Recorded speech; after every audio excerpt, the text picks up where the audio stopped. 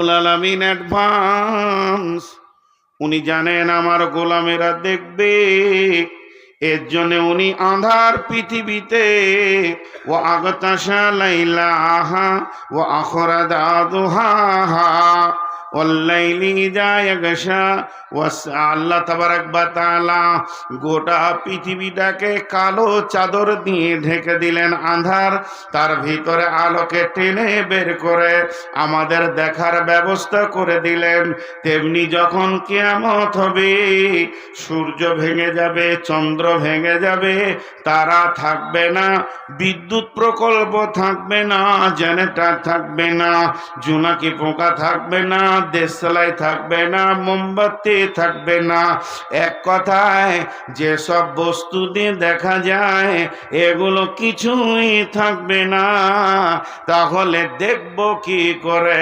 তো কিয়ামতে যখন দ্বিতীয় সুর ফুঁকা হবে, 40 বছর মানুষ প্রথম সুর ফুঁকে দিলে মাটি চাপা পড়ে যাবে, পৃথিবীর বুকে গাছপালা, ঘর বাড়ি, নদী নালা, পশু পাখি, চন্দ্র সূর্য তারকা, ভৌমাগারকে আপনার বিজ্ঞানে আপনার সৌরজগৎ থেকে নিয়ে ভৌত জগৎ পর্যন্ত কোনো কিছু থাকবে না, মানুষ থাকবে না, প্রাণী থাকবে না, সব মাটি চাপা পড়ে দিয়ে পৃথিবীটা জিরো অবস্থায় থাকবে 40 বছর। 40 বছর পর সুম্মা নুফিখা ফীহি উখরা, দ্বিতীয় সুর যখন ফোঁকা হবে তখন মানুষ উঠবে এবং দেখবে কিয়ামুন ইয়ানজুরুন, তারা উঠে দাঁড়িয়ে দেখতে শুরু করবে। কি দেখবে? সেদিন প্রথম যেটা প্রয়োজন সেটা হলো আলো। ওরে আমার মা, ও আমার বেটি, সেই দিনে প্রথম প্রয়োজনটা হচ্ছে আলো। আল্লাহ তাবারাক ওয়া তাআলা আলো দেবেন কি করে? ওয়া আশরাকাতিল আরদু বিনূরি রাব্বিহা ওয়া উজিয়াল কিতাবু ওয়া জিআ বিন নাবিয়িন, সেদিন আল্লাহর নূরে আলোকিত হবে কিয়ামতের ময়দান। আর এটা সীমাবদ্ধ থাকবে একই জায়গাতে। যেমন জিনেরা একজনকে দেখা দেয় আর একজনকে দেয় না, একই জায়গায় দুই বন্ধু আছে, একজন দেখতে পেয়েছে একজন পেয়েছে না, ওই নোটটা একজন পাবে আর একজন পাবে না। যারা ইমানদার হবে তারা পাবে। আল্লাহ সূরা হাদীদে বলছেন, ইয়াউমা তারাল মুমিনিনা ওয়াল মুমিনাতি ইয়াসআ নূরুহুম বাইনা আইদিহিম ওয়া বিআইমানিহিম বুশরাকুমুল ইয়াওম, সেদিন তাদের নুজুর মানে উজুর অংশগুলো নূরে ঝকমক করবে, তাদের সামনে দিক প্রজ্বলিত হবে, ডান দিক প্রজ্বলিত হবে। আর সে আলো দেখে তারা হাসরের ময়দানে থেকে জান্নাতের দিকে ফুলসেরাতে হাঁটতে শুরু করবে। অতএব কিয়ামতের মাঠে প্রথম আল্লাহর দেওয়া নিয়ামত যেটা, সেটা আল্লাহর নূরের তাজাল্লি।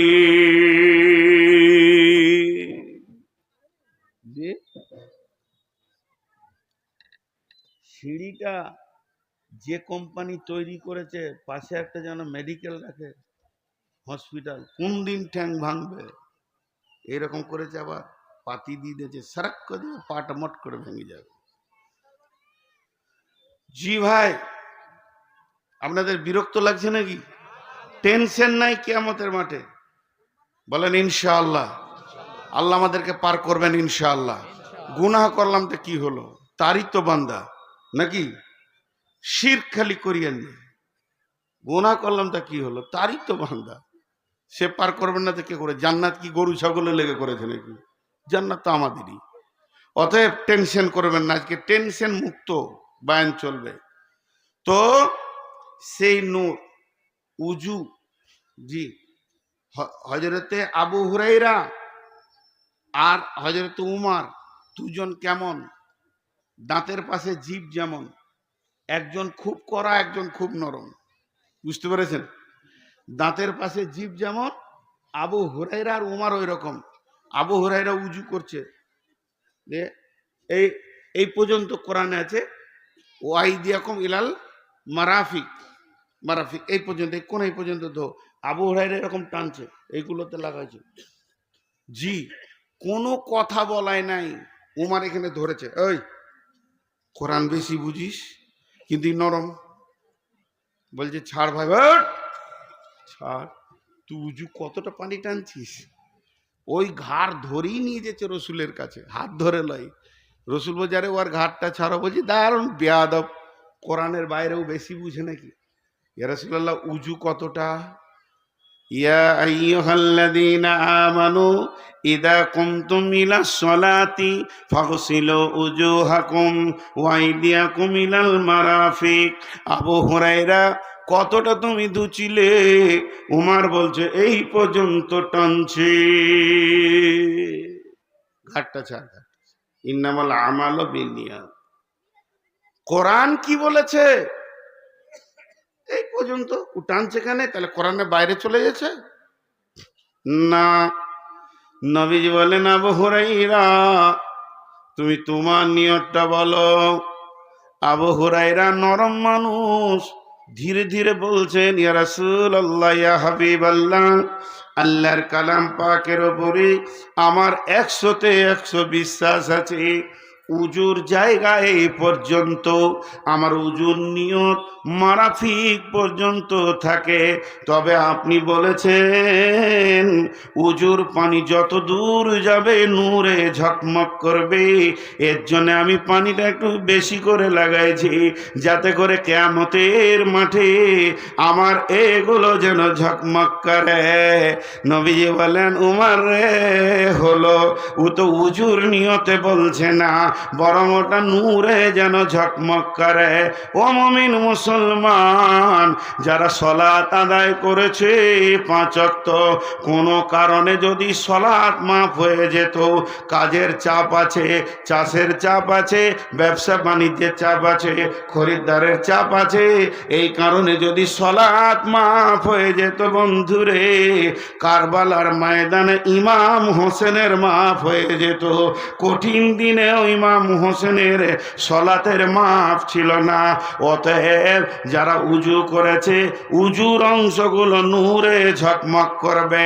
এবার বেঈমানদের নেগেটিভটা শুনেলেন, ইয়াউমা ইয়াকুলুল মুনাফিকুনা ওয়াল মুনাফিকাতু লিল্লাযীনা আমানু জুরনা নাকতাবিস মিন নূরিক কিলা ইরজিউ ওয়ারাআকুম ফালতামিসু নূরা ফাজুরিবা বাইনাহুম বিসুরিল লাহু বাবুন বাতিনুহু ফীহি রাহমাতুন ওয়া জাহিরুহু মিন কিবালিহিল আযাব। সেই দিনে যারা বেঈমান হবে, ঈমান আনেনি, নামাজ পড়েনি, যারা আল্লাহকে মানেনি, রসুলকে মানেনি, ওই মুনাফিকের দলেরা অন্ধকারে ঘুরঘুর করবে, তারা আলো পাবে না, টেনশন করবে পুলিশের হাতে কেমন করে পার হব। তখন তারা যারা নূর পেয়েছে তাদের কাছে গিয়ে বলবে, তোমাদের নূরে আমাদেরকে শামিল করে না।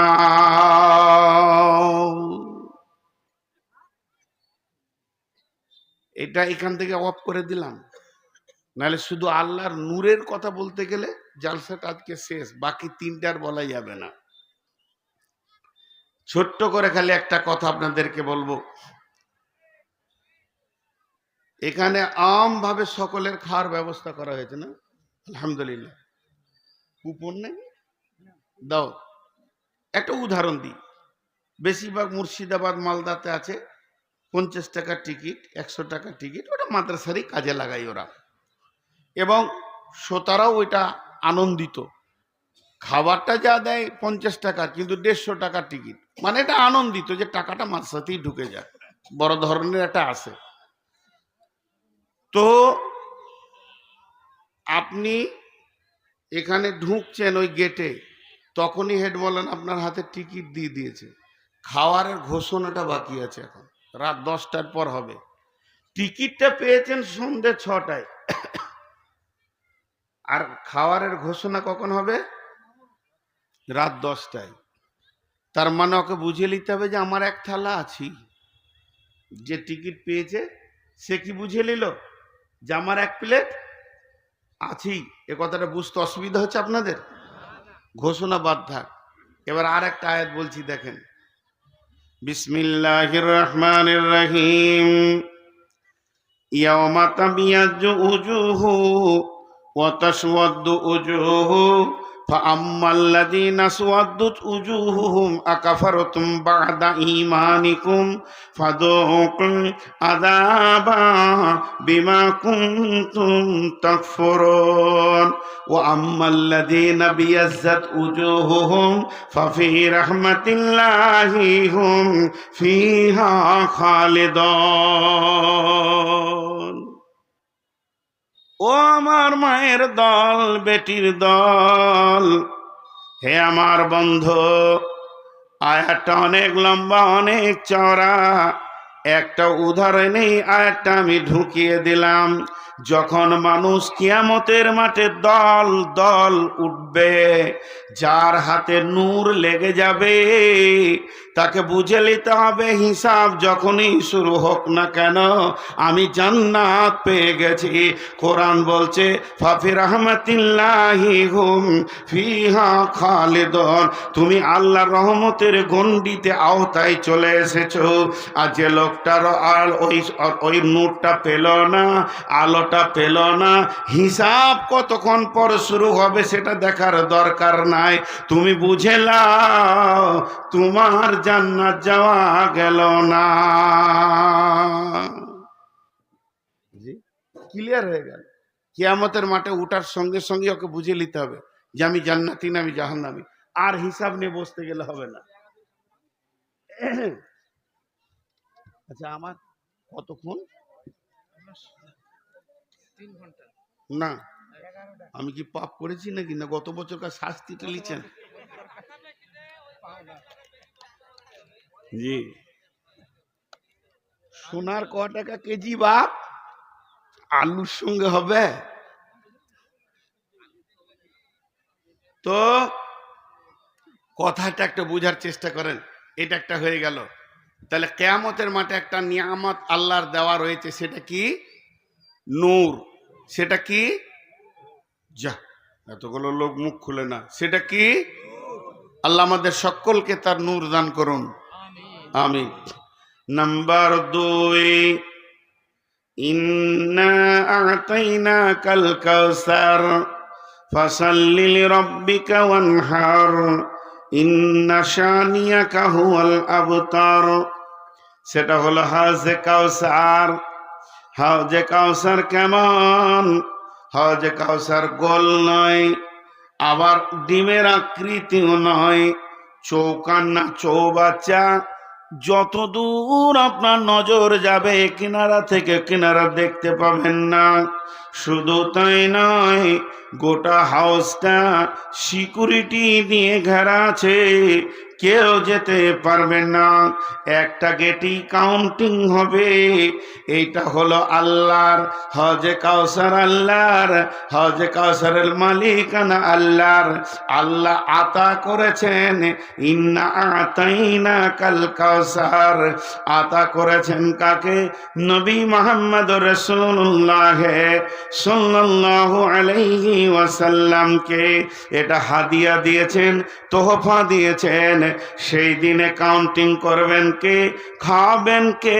পেয়ালা তুলে দেবেন কে? তিনি হলেন আখিরি পয়গম্বর।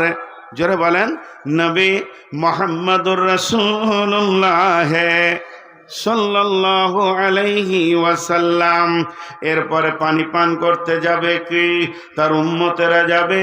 নূর মোহাম্মদ যাবে, আব্দুল্লাহ যাবে, আতাউল্লাহ যাবে, আব্দুল সত্তার, আব্দুল গাফফার, মিজানুর রহমান, সফিউর রহমান যাবে। কিন্তু হাদিসের মধ্যে আছে, মুসলিম শরীফের হাদিস, আল্লাহর নবী বলবেন সোহকান সোহকান লিমান গায়্যারা মিন দীনি, সোহকান সোহকান লিমান বাদদানা মিন দীনি। নবীজির 63 বছর জীবনে কারো বুকে ধাক্কা দিয়ে কোনো দিন কাউকে অপমান করে সরাননি। এমনকি বেঈমান কাফের ইহুদি নাসারা পর্যন্ত রসুলের দরবারে এসে সম্মান পেয়েছেন, তাদের মেহমানদারি করিয়েছেন।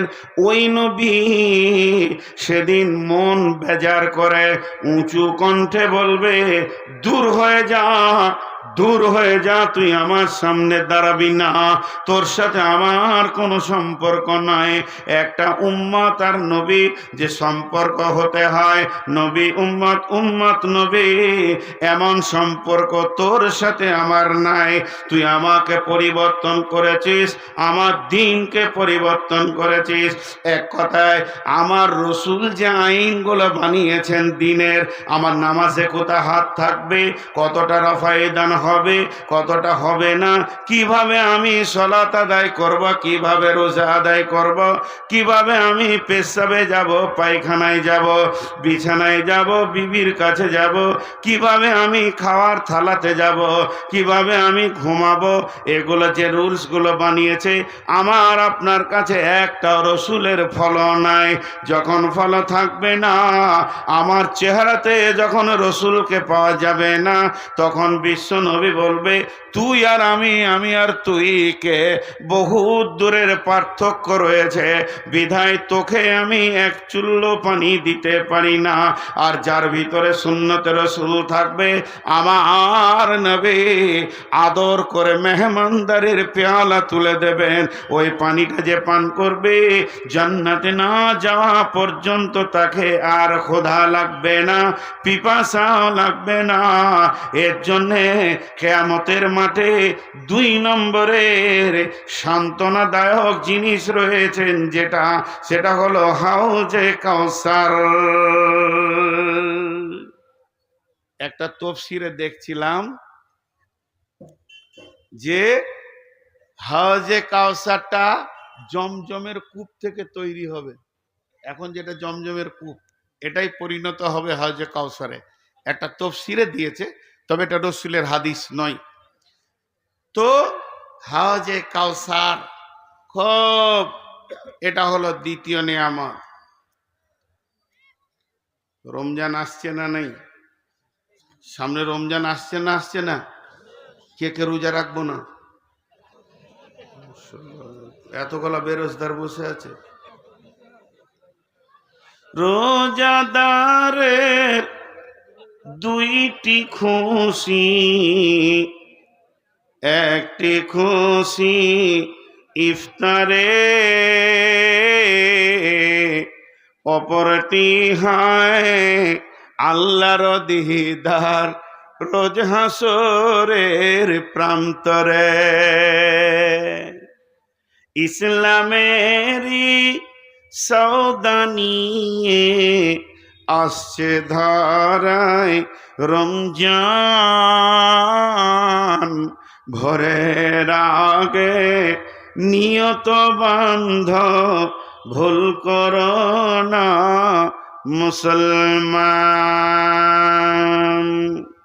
রমজানেরই 30 রোজা মাপ হবে তোর গুনার বোঝা, মাসুম শিশুর মতো আল্লাহ জীবন তোমায় করবে দান, ভোরের আগে নিয়ত বান্ধ, ভুল করো না মুসলমান।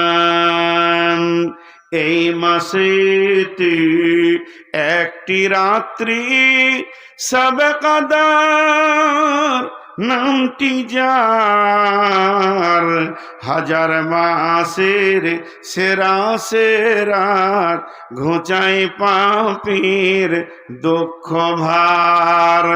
এই রাতেরই উপাসনা আল্লাহর প্রিয় নজরানা, এই রাতেতেই নাজিল হল নবীর ওপর পাক কোরআন, ভোরের আগে নিয়ত বান্ধ, ভুল করো না মুসলমান। বেহেশতেরি 8 দরজা, রাইয়ান নামে একটি দ্বার, সেই দ্বারেতে ঢুকবে কেবল যারাই আল্লাহর রোজাদার। রোজাদার রোজাদারের মুখের ঘ্যান মৃগনাভির খুশবু সুমান, তাই তো এদের এত আদর করেন আল্লাহ রহমান। ভোরের আগে নিয়ত বন্ধ ভুল করো না মুসলমান। রোজাদারের দুইটি খুশি, রোজাদারের দুইটি খুশি, একটি খুশি ইফতারে, অপরটি হয় আল্লাহর দিদার রোজা সুরের প্রান্তরে। এত সুন্দর মধুর ডাকে যে জন সদা লুকিয়ে থাকে, রোজ হাসরে কানবে সেদিন পাবে না কো আল্লাহর দান। ভোরের আগে নিয়ত বন্ধ ভুল করো না মুসলমান। হে মুসলমান, কিয়ামতের মাঠে যে রব আপনার বিচার করবে, যে রব আমার বিচার করবে, যে রব মুমিনের বিচার করবেন, যে রব কাফের বেঈমানের বিচার করবেন, যে রবের হাতে জান্নাত, যে রবের হাতে জাহান্নাম, সারা পৃথিবীর বেঈমানদেরকে আল্লাহ জান্নাত যদি দিয়ে দেয়, কেউ তার বিরুদ্ধে আন্দোলন করতে পারবে না। সারা পৃথিবীর সমস্ত নবী আম্বিয়াকে যদি জাহান্নাম ভরে দেয়, তাও আল্লাহকে কেউ কিছু করে নিতে পারবেন না। এরকম একজন বিখ্যাত রব, তিনি রমজান মাসে যদি আপনি রোজা রাখেন, তো কঠিন কিয়ামতের দিনে আপনার মোলাকাতে আসবে। গোলাম রে, কেমন হালাতে আছো বলো? তাহলে একবার বলেন, যে লোকটাকে আল্লাহ কিয়ামতের মাঠে দেখা করবে একটা আমলের বিনিময়ে, তার নাম হলো রোজা। তাহলে কিয়ামতের মাঠে এর থেকে বড় নিয়ামত আর কি হতে পারে? কঠিন কিয়ামতের দিনে টেনশন তো আছেই আছে, কিন্তু ইমানদারদের জন্য কোনো টেনশন নাই। লা তাহজান ইন্নাল্লাহ মানা। আবু বকর, চিন্তা করিও না, আমাদের সঙ্গে আল্লাহ রয়েছে।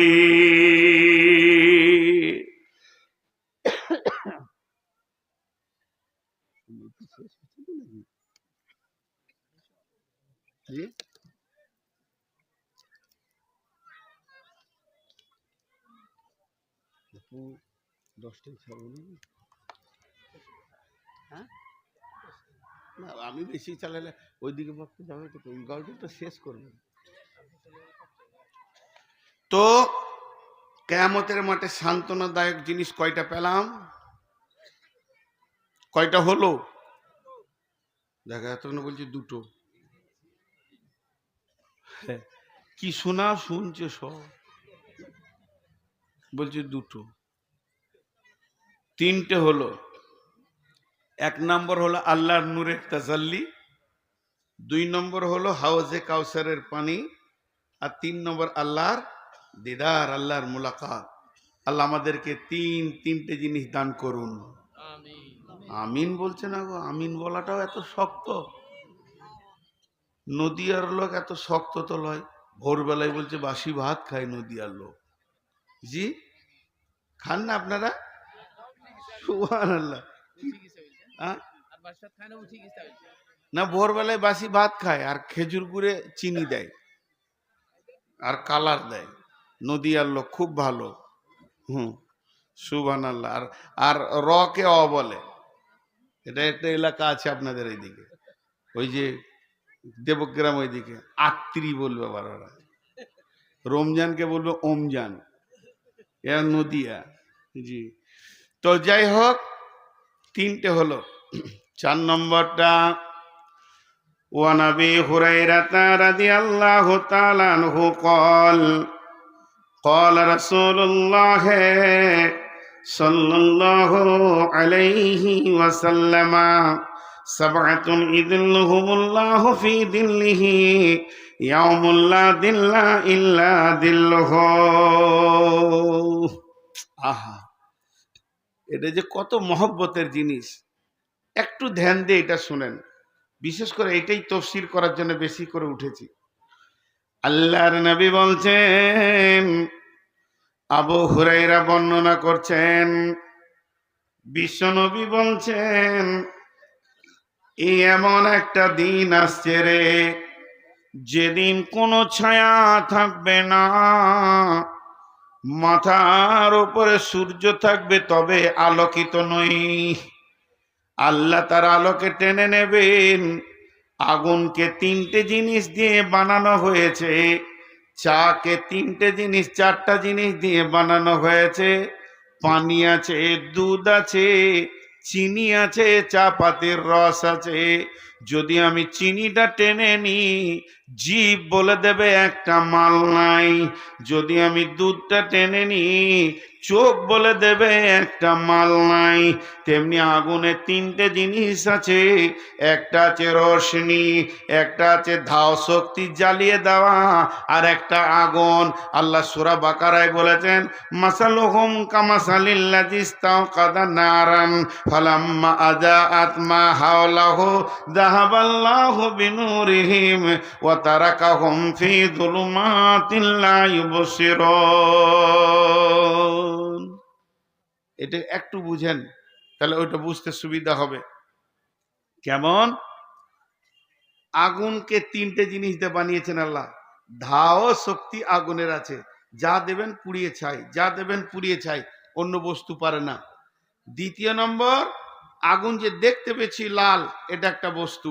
3 নম্বর, আঁধারকে আলো করে আগুন। সুবহানাল্লাহ। বলছি, আব্দুল ওয়াহিদ নাম না? আমি বিষয়টা একটু সেরে নিই তো। আর 3 নম্বর, পৃথিবী আঁধারকে আলো করে কে? আগুন। আগুন ছাড়া আঁধারকে আলো করতে কেউ পারে না। আমার দিকে আপনারা একটু মুখে সাউন্ড দেন। তাহলে আঁধারকে আলো করে কে? আগুন। জ্বালিয়ে পুড়িয়ে শেষ করে কে? আগুন। আর আগুন দেখা যায়। তো একটাকে যদি টেনে নেওয়া হয়, বাকি দুটো কেমন হবে? কেমন হবে? যেমন ইব্রাহিমকে যখন ফেলা হলো আগুনে, আল্লাহ আসমান থেকে বলছে, আগুন রে, তোমাকে আমি বানিয়েছি, ইয়া নারুকুনি, হে আমার আগুন, বারদাও ওয়া সালামান আলা ইব্রাহিম। এখানে আলা শব্দ ব্যবহার করেছেন আল্লাহ, তার মানে শুধু একজনকে মেনশন করে দিল, আমার ইব্রাহিমের জন্যে তুমি আপনার শান্তি হয়ে যাও, না গরম না ঠান্ডা হয়ে যাও। সমস্ত লোকড়ি পুড়ে আছে, কিন্তু ইব্রাহিম পুড়ছে না। জ্বালানি শক্তিটা আল্লাহ কেড়ে নিয়েছিল। এর জন্য আমার আল্লাহ বলছেন, এখানে জ্বালানি শক্তি কাল্লাম। আর কাফেররা কি করেছিল? আগুন জ্বালিয়েছিল রাস্তা দেখার জন্যে। এখানে ভাই আমাকে টর্চ দিচ্ছে, আমি টর্চটা নিব না, ছুঁড়ে ফেলে দিলাম। এনাকে আমি দেখতে পারি না, হিংসা করি, টর্চটাকে ছুঁড়ে ফেলে দিলাম। এবার আমি আমার বন্ধুদেরকে বলছি, চল, ওর কিছুই লিব না, আমি একটা টায়ারে আগুন ধরাবো, আর এই মাঠটা পার হয়ে যাব ওই আগুনে। আল্লাহ বলছে ধরা। তখন আমি যে আগুনটা ধরিয়ে দিলাম, ওই জিস্তাসকাদা নারান ফালাম্মা জাত মা হাওলাহু, আমরা সকলে সে আগুনের পাশে এসে দাঁড়ালাম যে রাস্তা দেখতে পাবো। আল্লাহ বললেন, আগুন রে, তুই কি ওদের গোলাম না আমার গোলাম? আগুন বলছে, আল্লাহ আমি তোমার গোলাম। আল্লাহ তখন বলছে, আজকের জন্য আঁধারকে যে আলো করিস, ওই ক্ষমতাটা আমি কেড়ে নিলাম। আল্লাহ ক্ষমতাটা কেড়ে নিল। আগুন জ্বলছে, দাও দাও করে টায়ার পুড়ছে, হাত দিলে লাফিয়ে উঠছে, রে বাবারে আগুন তো বটে, কিন্তু আঁধার আর আলো হচ্ছে না। যেহেতু আল্লাহ ওই ক্ষমতাটা কেড়ে নিয়েছেন, অতএব সে আঁধারের ভিতরে ঘুর ঘুর ঘুর ঘুর করতে লাগলো। তো আল্লাহ তাবারাক ওয়া তাআলা বলছেন, সাবআতুন ইদিল্লাহুমুল্লাহু ফি দিল্লিহি ইয়াউমুল লা দিল্লা ইল্লা দিল্লাহু। হযরত হযরতে আবু হুরায়রা বর্ণনা করছেন যে আল্লাহর নবী বলছেন কঠিন কিয়ামতের দিনে কোনো ছায়া থাকবে না, সেখানে যে মানুষ একটু দাঁড়াবে আশ্বস্তের শ্বাস ফেলবে, ও আমার মা ওরে আমার বোন, কোনো ছায়া থাকবে না। আবার বলছি শুনলেন, একটা ঘাসের পাতাও সেদিন থাকবে না, পৃথিবীটা রুষ্ট হয়ে যাবে, রুটির খোলার মতো হয়ে যাবে, তপ তপ তপ তপ করে জ্বলবে, ওপর দিক থেকেও সূর্য আলো দিবে, কিন্তু তার আলো থাকবে না, তাপটা থাকবে, মানুষ ঘামে ডুববে, পেরেশান হবে, নাফসি নাফসি করবে। ওই অবস্থায় আমার আল্লাহ একটা ছায়া আনবেন, আল্লাহ বানাবেন ছায়া আনবেন, এটাকে লোক আরশের ছায়া বলে এসেছে, কিন্তু হাদিসের পাতাতে আরশের ছায়া বলে কিছুই নাই, এটাকে রহমতের ছায়া বলা যাবে। বলছে না, তাও বলা যাবে না, এটা শুধু আল্লাহর ছায়া। আল্লাহর ছায়া বলতে আল্লাহর শরীরের ছায়া, এটা আবার ভাবিয়েন না, আল্লাহর দেওয়া ছায়া। আল্লাহ ছায়াটা কেমন করে বানাবেন আমার আল্লাহ জানেন। এর জন্য কেউ কেউ বলছে রহমতের ছায়া বলা যাবে, কারণ আল্লাহ রহম না করলে তো ওখানে ঢুকতে দেবেন না, তাহলে ওই ছায়াতে কে থাকবে? ও মা আমার, বোন আমার, বেটি আমার, এই ছায়াটা গরু ছাগলের জন্য নয়, এটা মানুষের জন্য বানানো হবে। অতএব আমারে খালারে বেটি রে, আপনি আমি আমরা সকলে সেই ছায়াতে থাকব। তবে ওই ছায়াতে বিশেষ কোটা আছে, যদি সেই কোটার মধ্যে আপনি না পড়েন তাহলে সিট পাবেন না।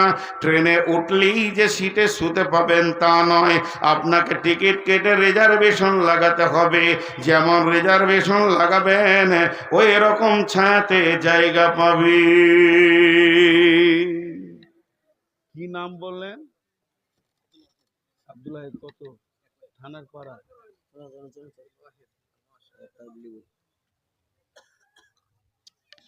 আব্দুল ওয়াহিদ, থানার পাড়া, 1,00,000 টাকা দিয়েছেন। আল্লাহ তার দানকে কবুল করুন, বলেন আল্লাহুম্মা আমিন। আল্লাহ তাকে জাযায়ে খায়ের দান করুন, আল্লাহুম্মা আমিন। এবং সেই মোতাবেক তার ব্যবসা বাণিজ্যে আল্লাহ লাভ দান করেন।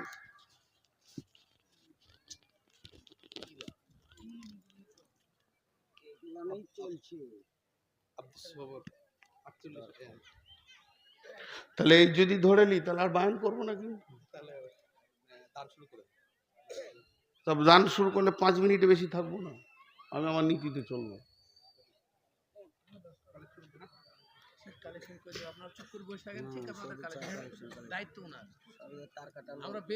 আমি যদি কালেকশনই শুরু করি তো পরবর্তী দিনে জালসাতে আমার নাম হবে কালেকশনের বক্তা। আমি লাইফে ওটা করি নিয়ে করবো না, তাতে আপনারা আমাকে লেন আর না লেন, মিনিট 5 শেষ দিকে করি দেবো, এইটা হলো আমার নিয়ম। এইটা হাদিসটা তো শুরু করেছি, তো আপনারা উঠিয়েন না। দেখেন আজকে এই মাদ্রাসাটা আছে বলি এই জালসাটা পেয়েছেন, মাদ্রাসাটা ধ্বংস হয়ে যাক এটা আমি চাইছি না, তার কারণ আমিও মাদ্রাসারই ফসল। কথাটা বুঝাতে পারলাম? আজকে মাদ্রাসায় আমি না পড়লে এই কথাগুলো বলতে পারতাম না, তো আপনাদেরকে আমি চটচট চটচট করে দিয়ে দিচ্ছি। তো কি বললাম যে ওই 7 জন ওই কোটাতে স্থান পাবে। মা আমার, বোন আমার, একটু ধ্যানের সঙ্গে শুনি।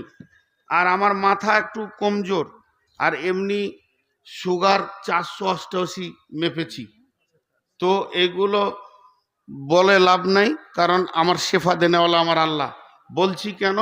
মানুষের রোগের সঙ্গে মিজাজের সম্পর্ক থাকে, বেশি খুটুর খুটুর করলে ধুমকা ধুমকি শুরু করে দিব, কারণ আমার রোগ যখন আছে তো আমার মিজাজও বেলাইন হয়েছে। অতএব আপনারা ধৈর্য ধরে শুনেন, 3টে বলা হয়ে গেছে, এইটা খালি বলে দিয়ে আমি সমাপনী দেবো ইনশাআল্লাহ। আর আপনারা মাদ্রাসায় টাকা দেবেন তো? চুপ করে আছে, দিবে না, দিবে না, খুব সমস্যা আছে। সভাপতি ঠিকই বলছে, কালেকশনটা এখনই করি। আর আপনারা দেবেন তো? হ্যাঁ, এতক্ষণে শেষকালে বলছি ইনশাআল্লাহ। জি, তো আমার মা খালাদের ভিতরে চাদর গিয়েছে, আমি বললে ওটা আমি যে অন্ধ দেখতে পেয়েছি না, তুমি চলে যাক না। মা বোন আমার, আপনাদের কাছে চাদর যাচ্ছে, যে যতটা পরিমাণে মাল এসছে নিয়ে এসছেন আম্মাজান খাদিজার মতো দান করে দেন, একদম একটা ফেরত নিয়ে যাবেন না ইনশাআল্লাহ। চলেন, সে রহমতের ছায়ায় যারা থাকবে তাদের 7 শ্রেণীর লোক বলা হয়েছে। সাবাতুন ইযিল্লুহুমুল্লাহু ফি দিল্লিহি ইয়াউমুল লা দিল্লা ইল্লা দিল্লুহু।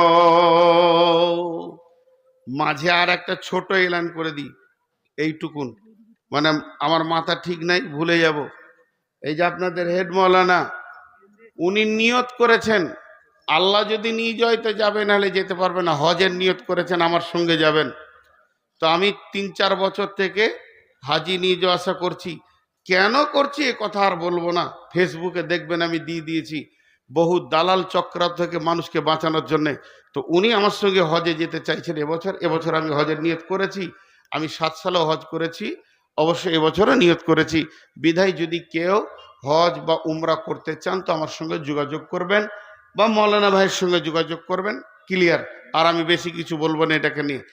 আর বিশেষ করে ওই হজ আর উমরাকে কেন্দ্র করে আমি একটা ছোট্ট বই লিখেছি, 20 টাকা মাত্র দাম, ওটা পারলে শেষ দিকে নেবেন। 20 টাকা দাম মাত্র। হজ আর উমরা কি লাভ, এটা মানুষের কাছে পৌঁছানোর জন্য। এখন নামাজের দাওয়াত প্রচুর চলছে, রোজার দাওয়াত চলছে, আর হজ আর উমরার জন্য মানুষ অন্ধের মতো বসে আছে, টাকা পয়সা হয়ে গেছে তারপরও। এর জন্য একটা ছোট্ট বই আপনাদের সামনে এনেছি।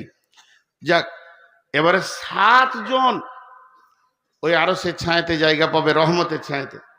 নাম্বার 1, আমি চটচট করে গোনাবো, টেনশন করবেন না। নাম্বার 1, ইমামুন আদিলুন, ন্যায় বিচার করনে ওয়ালা। নদিয়ার লোক, থানার পাড়ার লোক, একবার মুখ খুলেন, আপনাদের মুখের শব্দটা লিব, একবার জোরে বলেন, দুনিয়া জানুক আপনাদের এখানে ন্যায় বিচার হয়। নেতারা ন্যায় বিচার করে? ভাইয়েরা আমার শুনেলেন, বিশ্ব নবীর কাছে একটা মেয়ের খবর এলো। মেয়েটা ইহুদিদের মেয়ে, মেয়েটার নাম ফাতিমা, নবীর বিটির নামের নাম। মেয়েটা চুরি করেছে, ধরা খেয়েছে। আল্লাহর নবীর ফয়সালা, কোরআনের ফয়সালা, হাত কেটে দিতে হবে। কিন্তু মেয়েটা হলো সম্ভ্রান্ত ঘরের মেয়ে। রসুলের কাছে ইহুদিরা এসে দরখাস্ত দিল, ইয়া রাসূলুল্লাহ, আমাদের মেয়ের বিচারটা আমাদের তওরাত থেকে করে দেন, কোরআন থেকে আমরা বিচার নিব না, আমরা হলাম ইহুদি। নবীজি বললেন, তাই হবে, তোমাদের তওরাত নিয়ে এসো, আমি ওটাতেই বিচার করে দিব। তার একটা তওরাতের হাফেজ আনলো। এবার নবীজি বিচারে বসেছেন, আদালত চলছে। চলতে চলতে ওরা হাফেজটাকে শিখিয়ে দিয়েছে, যে জায়গায় হাত কাটার কথাটা আছে ওইখানটা টপকে দিয়ে পড়ে দিবি, তাহলে আর হাতটা কাটা যাবে না, আমাদের ইজ্জতটা থেকে যাবে। এবার তওরাত পড়তে শুরু করলো। তওরাতে এসেছে চুরির শাস্তি কি হবে। যখনই হাত কাটা শব্দটা এসেছে, ওই জায়গাটা যখন বাদ দিয়ে টপকিয়ে দিয়েছে, নবীজির একজন সাহাবী ছিলেন তওরাতের পণ্ডিত, বললে, বন্ধু আটকে যাও, কারণ আমার ওই জায়গাটা মুখস্থ আছে। এরা তো বেনে গেল। আল্লাহর নবী বললেন, লাউ কানা বিনতি ফাতেমাতা, এটা যদি আমার কলিজার টুকরা ফাতেমা হতো, আমি বিশ্ব নবী নিজের হাতে তার হাত কেটে দিতাম, কোনো রকম কনসিডার করা যাবে না। অতএব পৃথিবীর বুকে যে লোকটা বিচারে বসে এবং হক কথা বলে এবং ন্যায় বিচার করে, আল্লাহর নবী বলছেন, তুমি কিয়ামতের দিনটাকে নিয়ে টেনশন করো না, তোমার একটা ওই ছায়ার ভিতরে কোটা লেগে গেছে, তোমার রিজার্ভেশন হয়ে গেছে। সমস্ত হাসরবাসী নাফসি নাফসি করবে তাপে, আর তুমি এসি রুমের ভিতরে।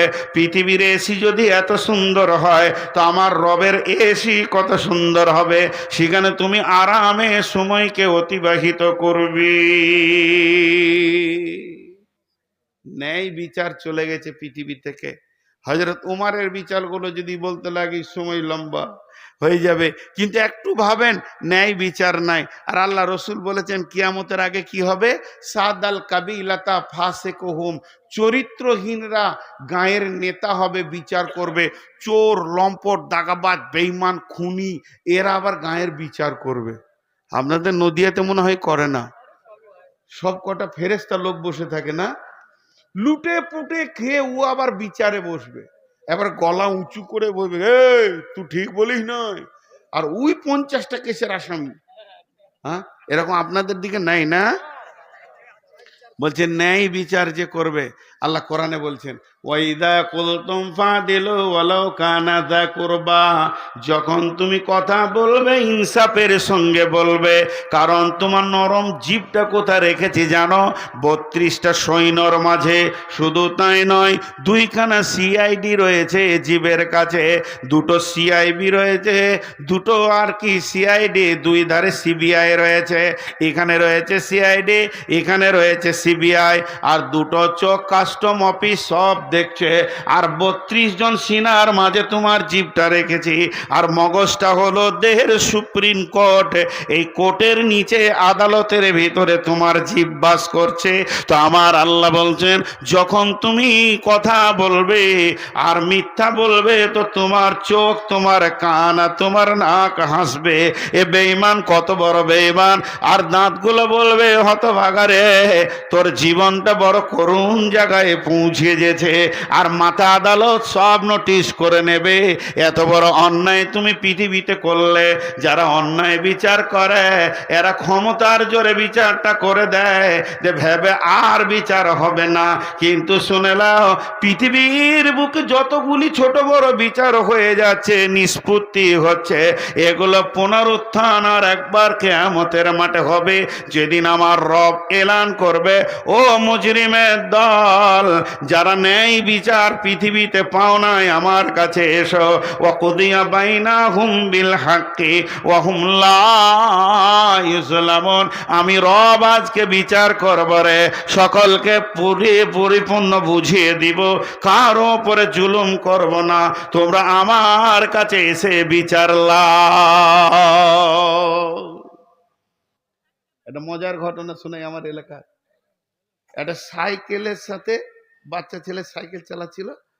তো এই বাড়ির লোক ধরেন খানিক মাটি এনেছে, ওর বাড়িতে দরকার, তো ট্রাক্টরের মাটিটা ওই বাড়ির দেয়ালের গায়ে ফেলে দিয়ে চলে গেছে। তো একটা বাচ্চা ছেলে সাইকেল চেলে ওই দিকে যাচ্ছে, আর ওই দিক থেকে একটা মোটর সাইকেল আসছে, লেগে গেছে, যে সাইকেলের চাকাটা বেঁকে গেছে। এবার বিচার বসছে বিকেলে, পার্টির লোক বসেছে, যে মোটর সাইকেলওয়ালা সেও তৃণমূল, আর যার সাইকেল বেঁকেছে সেও তৃণমূল। এবার বিচার কি হয়? বলছে মাটিতে রেখেছে, ও আবার শিপে বলছে অখেই ডাক, তুমি মাটিটা এমন করে রাখলে সাইকেলটা বেঁকে গেল, তোমাকে 10,000 টাকা লাগবে। মেরে দিলে 500। আমার এলাকায় হয়েছে এ ঘটনা।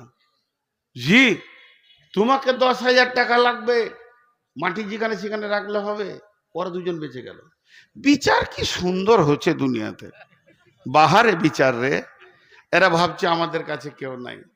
তো ন্যায় বিচার করে নেওয়ালা। শোনেন, বাদশাহ নিজে হরিণ শিকার করতে গেছে, এরকম তীর ধরেছে, আর যেই তীরটা পরত করে ছেড়ে দিয়েছে, আর হরিণটা তরফ করে লাফিয়ে উঠেছে, আর লক্ষ্যভ্রষ্ট হয়ে গিয়ে নদীর ধারে এক বুড়ি কাপড় কাটছিল, তার ছোট বাচ্চাটা দাঁড়িয়ে দাঁড়িয়ে কাঁদছে, সে বিধবা। ওই ছেলেটাই তার সম্বল, ওর মুখ পানে তাকিয়ে দুনিয়া করছে, এই কানে তীর লেগে গেল, স্পট হয়ে গেল, মারা গেল। বিধবা কাঁদছে, স্বামী তো নাই, ছিল একটা ছেলে, সেও চলে গেল। লাশ আদালতে দিয়ে দিল কাজীকে। বিচার হবে কাজীর, আর করবে কার বিচার? বাদশার। যে বাদশা কাজীকে রেখেছে বিচার করার লেগে, তার বিচার হবে। সময় দেওয়া হলো, দাফন কাফন হোক, বা লাশ পড়ে আছে, সময় দেওয়া হলো বাদশাকে, এসো। ঠিক সময়ে বাদশাহ কাঠগোড়ায় পৌঁছাচ্ছে, আবার তীর ধনুক নিয়ে, তীরে ধনুক লাগিয়ে নিয়েছে বাদশাহ। কাজীকে বলছে বলেন, বিচার করেন। বুড়িমা, জি বাবা, এই বাদশাই তো তোমার ছেলেকে মেরেছে। হ্যাঁ। হরিণ শিকার করছে না কি করছে আমি জানি না, তবে তীর এসে আমার ছেলের কানে লেগেছে, স্পট, সঙ্গে সঙ্গে মারা গেছে। বাদশাকে বলছে, তুমি মেরেছো? কি সত্য কথা, হ্যাঁ আমি মেরেছি, তবে হরিণ মারার লক্ষ্য ছিল, হরিণ পালিয়ে যাওয়ার কারণে তীরটা গিয়ে ছেলেকে লেগেছে। কাজী বলছে, আমি তা দেখব না, তুমি মেরেছো এটাই শেষ। তুমি হরিণ মারবে, হরিণ তো লাফাতেই পারে, তো ওইদিকে কেউ আছে কিনা একটু দেখার দরকার ছিল না? কাজী বলছে, জাল্লাদ, কতলের পরিবর্তে কতল কোরআন বলেছে, বাদশাহ হোক আর যাই হোক, এক্ষুনি গর্দনটা বুড়ি মায়ের সামনে লাশ বানিয়ে দাও, গর্দনটা থেকে মাথাটা নামিয়ে দাও। বাদশা তখন তীরটাকে টান মেরে ধরেছিল, হালকা করে ছেড়ে দিল, যে বলছে, কাজী সাহেব, আমি তীরটা বাড়ি থেকে কেন এনেছিলাম শুনেলেন? আজকে আপনি ন্যায় বিচার করেছেন বিধায় বেঁচে গেলেন, যদি আপনি অন্যায় বিচার করতেন তাহলে এই তীর দিয়ে আপনাকে আমি লাশ বানাতাম। আমার রাজ্যে অন্যায় বিচার চলবে, এটা আমি মেনে নিতে পারি না। কেটে দাও আমার গর্দন, আমাকে লাশ বানিয়ে মাটির তলায় দিয়ে দাও, কিন্তু জানে শান্তি পাব যে দেশে নেই বিচার চলছে। জাল্লাদ রেডি হয়ে গেল, খাপ থেকে তলোয়ার বের করেছে, বাদশাকে নিয়ে এসে নামানো হলো, পেছনে হাত বাঁধা ঘুচে। বুড়ি মা বলছে, বাপ, বাদশাকে বাঁচানোর কি কোনো রাস্তা নাই? এত সুন্দর ছেলে যে ন্যায় বিচারকে গ্রহণ করে। বুড়িকে কাজী বলছে, ওকে একমাত্র বাঁচাতে পারবেন আপনি, যদি আপনি আপনার ছেলের খুনটা মাফ করে দেন, এক্ষুনি বেঁচে যাবে, এছাড়া ওর দ্বিতীয় কোনো আর রাস্তা নাই। তখন বুড়িমা বলছে, বাবা, একটা ছেলে তো আমার চলেই গেল, তা আমি বাদশাকে মাফ করে দিলাম, জাল্লাদ তুমি তলোয়ার ফিরিয়ে নাও। যখনই জাল্লাদ তলোয়ার ফিরিয়ে নিল, বাদশাকে বেকসুর খালাস ঘোষণা করা হলো। অমনি বাদশা দৌড়ে গিয়ে বুড়িকে কোলে তুলে নিয়ে বলছে, মা, তোমার তো একটা সন্তান মারা গেছে, তো আমাকে কি তুমি সন্তান হিসেবে গ্রহণ করে নেবে না? আমার কাছে বাকি জীবনটা কাটিয়ে নাও।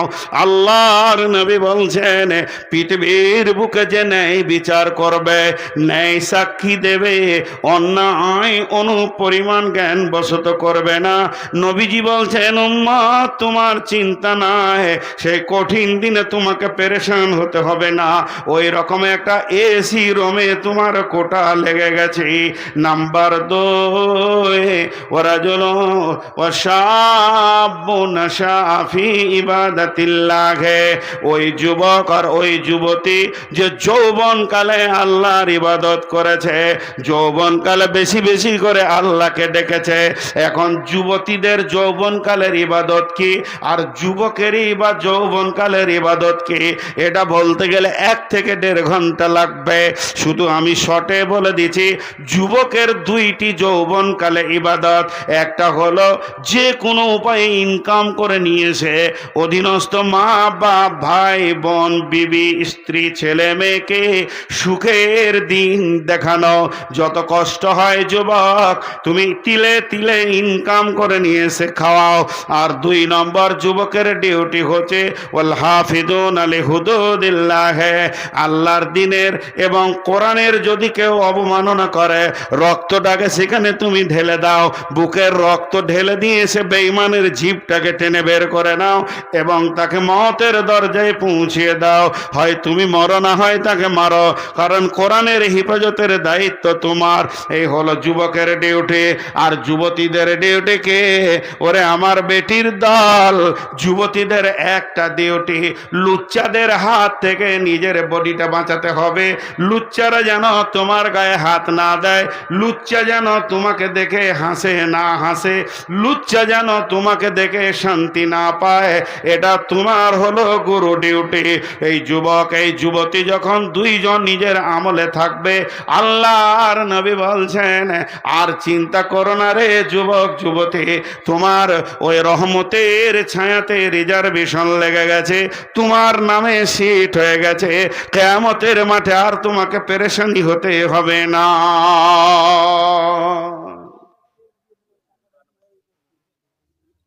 জি, আমার বেটিদেরকে খালি একটা কথা বলবো, মন দিয়ে শুনেন। আপনাদের দিকে কড়ির ভালো দামি চীনেমাটি পাথরের দামি থালা পাওয়া যায়? আহা, নদিয়াতে পাওয়া যায় না গো। হাজি আপনারা যে চুপ করে আছেন, তো ধৈর্য আছে বাবু?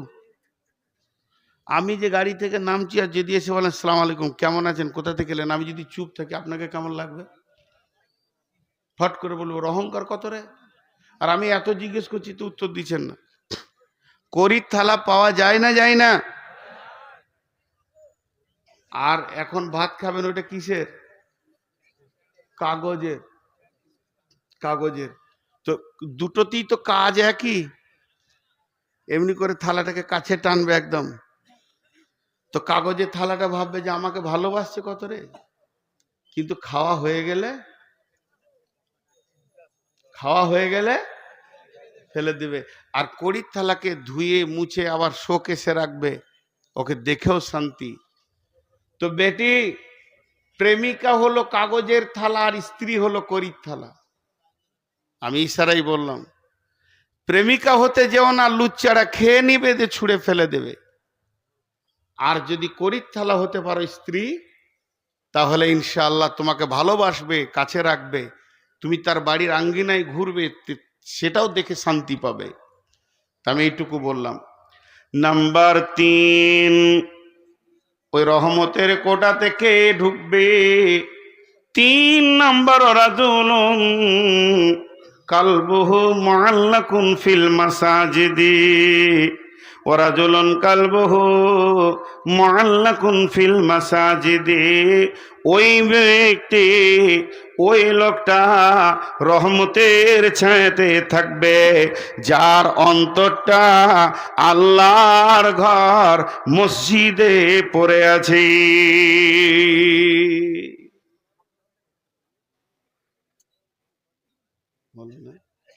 আমি যদি 12টা 15 থেকে কালেকশন করি শেষ হয়ে যাবে।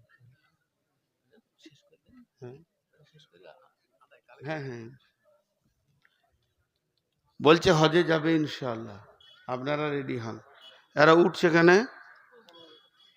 এরা উঠছে কেন, এ যা, এরা উঠছে কেন? ও ভাই, কি হলো, পকেট মেরে দিয়েছে? এ আমার কাছে আসেন। আচ্ছা, এরা উঠছে কেন বুঝতে পারছি না। না, খবরদার, নাউজুবিল্লাহ। এটা কি, এইটা কি মানে মাইকে বলার? ও আর স্বামীকে খুঁজছে তো, এটা বলে দিতে হবে। হ্যাঁ গো, স্বামীকে গোপনে খুঁজতে হয় গো। ছি ছি ছি ছি ছি। কি নাম? কানুন। আরে বাবরে, দেখেন গো কার বিবির নাম আদালত, নিয়ম কানুন, যতগুলো বললাম এর ভিতরে বিবির নামটা ভরা আছে। আদালত, নিয়ম কানুন, যে যান আপনার বিবি আপনাকে খুঁজছে, নিশ্চয়ই কোনো অসুবিধা হয়েছে, বাড়ি যাবে, যান। তো 3 নম্বর, ওই ব্যক্তি যার দিলটা মসজিদে পড়ে আছে। এটা আর অনেক ব্যাখ্যার করলাম না। 4 নম্বরে আল্লাহর নবী বলছেন, ওরাজুলানে, ওরাজুলানে, ওই 2 ব্যক্তি তাহাব্বা ফিল্লাহি ইজতামা আলাইহি ওয়া তাফাররাকা আলাইহি। ওই 2 ব্যক্তি রহমতের ছায়াতে থাকবে যারা একে অপরে আপসে মিলামিশা করে আল্লাহকে খুশি করার জন্যে। 2 বান্ধবী আপসে চলাফেরা করে, তাদের উদ্দেশ্য আল্লাহ খুশি হয়ে যাক, আবার আল্লাহর জন্যে ছাড়াছাড়ি করে। ওয়া তাফাররাকা আলাইহি, ওই 2 ব্যক্তি আল্লাহর জন্যে মহব্বত করে আর আল্লাহর জন্যে ছাড়াছাড়ি করে, এরা ওই রহমতের ছায়াতে জায়গা পাবি। এটা মজার কথা আপনাদেরকে বলি, কোরআন হাদিস এমন একটা জিনিস, যত পড়ব তত নতুন, যত পড়ব তত নতুন। আমি আমার জীবনে ইউসুফ, সূরা ইউসুফের একবারই তাফসীর করেছিলাম, তখন অনেক ছেলে মানুষ ছিলাম। 6 ঘন্টা লেগেছিল। তো গোটাটাই নয়, শুধু ঘটনাটা, আয়াতগুলো নয়, তাহলে তো অনেক সময় লাগবে। তো এখন পড়ছি তো আরো নতুন জিনিস মনে হচ্ছে। তো সূরা মারিয়ামের 70 নম্বর আয়াত থেকে তফসির পড়তে পড়তে একটা জায়গায় গিয়ে পেলাম, ইবনে কাসিরে লিখেছে যে ভালো বন্ধুত্ব করো, তাতেও তোমার নাজাত আছে নেককার লোকের সঙ্গে। বলে কেন? বলে জান্নাতে কিছু লোক ঘুরবে, জান্নাতে কিছু লোক ঘুরবে। কোরআনের কথা বন্ধুরে, আমি তফসির বলছি। যাদের মনটা ভারী থাকবে জান্নাতে ফুর্তি থাকবে না। তাহলে আপনার ঘরের মেহমানের যদি মন ভারী থাকে তো আপনাকে ভালো লাগবে না। তো আমার রব আল্লাহ বলবে, গোলাম রে, আমার জান্নাত কি তোমাকে খুশি দিতে পারছে না? তখন সেই গোলাম বলবে, মাবুদ, আপনার জান্নাতে তো কোনো কমি নাই, আমি যা চাইছি পেয়ে গেছি, তবে আমার মন ভালো লাগছে না। আল্লাহ সবই জানেন, তারপরও বলবে, কেন তোর মন ভালো লাগছে না? তখন আমার ওই গোলাম বলবে, মাবুদ, পৃথিবীতে আমার এক বন্ধু ছিল, বড় আল্লাহওয়ালা, নামাজি, আমার আপনাকে ভালোবাসার মতো বন্ধু। কিন্তু ঘটনা হচ্ছে কি, সামান্য অন্যতম ছোটখাটো গুনহার কারণে ওই জাহান্নাম চলে গেছে। ওকে আমি জান্নাতে খুঁজে পেছি না। সেটা আমার বন্ধু এমন ছিল, তাকে ছাড়া চলাফেরা করি নাই, তাই আজকে আমার মন খারাপ হয়ে গেছে। আমার রব বলবে, তুই কি হাসবি বল, তুই কি আনন্দ করবে তাকে এনে দিলে? বান্দা মুচকে হেসে বলবে, মাবুদ, ওটাই তো চাইছিলাম। এর খুশি করার জন্যে আমার রব তাকে জাহান্নাম থেকে এনে তাকে জান্নাতে পৌঁছে দেবে। এর জন্য আল্লাহ রসুল বলছেন, ওরা জুলানে তাহাব্বা ফিল্লাহি ইজতামা আলাইহি ওয়া তাফাররাকা আলাইহি। ওই দুই ব্যক্তি রহমতের ছায়াতে থাকবে, মা আমার, বোন আমার, ওই দুই বান্ধবী আল্লাহর রহমতের ছায়াতে ঘুরবে। যারা আপসের মধ্যে প্রেম প্রীতি ভালোবাসা করেছে, যারা যে বান্ধবী দুইজন আর যে বন্ধু দুইজন আল্লাহর জন্য ভালোবাসা করেছে, আবার ছাড়াছাড়ি করেছে তো আল্লাহর জন্য করেছে, এদের আল্লাহর রহমতের কোটাতে ছায়াতে কোটা লেগে গেছে। এরপরে আবার আল্লাহ বলছেন, নবীজি বলছেন যে শুনে লাও, এরপরে কে? আল্লাহ তাবারাক ওয়া তাআলা নবী বলছেন, ওরা জুলানে, তারা দুইজন ব্যক্তি যারা আল্লাহ এবং রাসূলের জন্য তাহাব্বা ফিল্লাহি ইজতামা আলাইহি ওয়া তাফাররাকা আলাইহি, ওয়া রাজুলুন দাআতু ইমরাতুন জাতা মানসুবিন ওয়া জামালিন ফাকালা ইন্নী আখাফুল্লাহ। ওয়া রাজুলুন, ওই যুবক, ওই ব্যক্তি, তাকে কোনো সুন্দরী মেয়ে দেখতে বড় সুন্দর এবং তার মালও আছে, জাতা মানসুবিন জামালিন, দেখতেও যত সুন্দরী মেয়েটা, আবার মাললা কিংবা পুরুষটা দেখতে বড় সুন্দর এবং টাকা পয়সাও আছে, আর সে কুকর্মের জন্যে তাকে ডাকছে, আয় আয় আয়, আমার সঙ্গে মজা লুটে লিছেন। তখন সে বলছে, ইন্নী আখাফুল্লাহ, আমি আল্লাহর ভয়ে তোমার কাছে যেছি না। যদি কেউ আল্লাহর ভয়ে দুইজন আলাদা হয়ে যায়, গুনহার কাজে না পৌঁছায়, তার আল্লাহর রহমতের ছায়াতে কোটা লেগে গেছে। এটা হলো 5 নম্বর। আর 6 নম্বরে, ওরা জুলুন তাসাদ্দাকা বিসাদকাতিন ফাআখফাহা হাত্তা লা তা'লামু শিমালুহু মা তুনফিকু বিয়ামিনিহি। আল্লাহর নবী বলছেন, ওই দাতা যে ডান হাতে দান করবে আর বাঁ হাত জানবে না ডান হাতে কত পরিমাণ মাল গেল, এত গোপনে সে দান করবে। আল্লাহর নবী বলছেন যে যাও, তোমার রহমতের ছায়াতে কোটা লেগে গেছে, তুমি ওই ব্যক্তি যে রহমতের ছায়াতে থাকবে। আর 7 নম্বরে, ওই ব্যক্তি ওরা জুলুন ফারাজুলুন ওই ব্যক্তি যে গভীর রাত্রিতে উঠল যাকারাল্লাহ খালিয়ান ফাফাজাত আইনাহু অন্ধকার গভীর রাত্রিতে উঠে চোখের পানি ফেলে ডুকরে ডুকরে কামছে আল্লাহর নবী বলছেন যে গোলাম উম্মত রে তোমার রহমতের ছায়াতে কোটা লেগে গেছে।